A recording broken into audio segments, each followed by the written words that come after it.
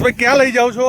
તો આપણે જઈ રહ્યા છીએ ખેડૂત મિત્રો, આપણે કારેલા રેટ્રોના બિગ સ્ટાર અને દૂધી મીરા 002 હરેશભાઈ આપણી સાથે છે. તો બસ હવે થોડીક ક્ષણમાં આપણે ત્યાં પહોંચી જઈશું. નમસ્કાર ખેડૂત મિત્રો, આપણે ક્યારના પણ રાહ જોઈ રહ્યા હતા કે આપણે પરબતસિંહના ખેતરમાં જઈએ છીએ. તો ફાઇનલી આપણે પરબતસિંહના ખેતરમાં આવી ગયા છે. તો તમે જોઈ શકો છો કે મંડપ કેવો છે. તો આપણે હરેશભાઈ અને પરબતસિંહ બંનેને કહીશું. પરબતસિંહ, કેવી લાગી તમને આ દૂધી?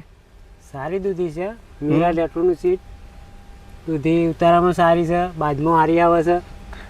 માર્કેટમાં લઈ જાઓ છો ત્યારે કોઈ એ ખરું કે ના, માર્કેટમાં વેચાયમાં ફર્સ્ટ નંબર વેચાય છે. ક્વોલિટી સારી છે, લાંબી લીલી છમરે છે, લારી લીલી છમરે છે.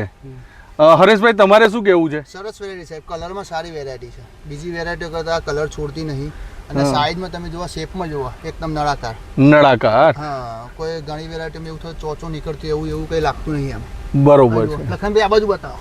આ બાજુ બતાવી શકો છો તમે. તો આ કેટલા પેકેટ વાવ્યા હતા તમે? લગભગ 100 પેકેટ વાયેલા છે. 6 પેકેટ વાવેલા છે. અને કેટલા કિલો દૂધી નીકળે છે? અત્યારે 15 આજુબાજુ જબલા નીકળે. 15 જબલા. તો ખેડૂત મિત્રો જોઈ રહ્યા છો તમે, 6 પેકેટની અંદર 15 જબલા નીકળે છે. બરોબર છે. તો 150-200 કિલો દૂધી એમને એવરેજ ત્રીજા દિવસે નીકળે છે.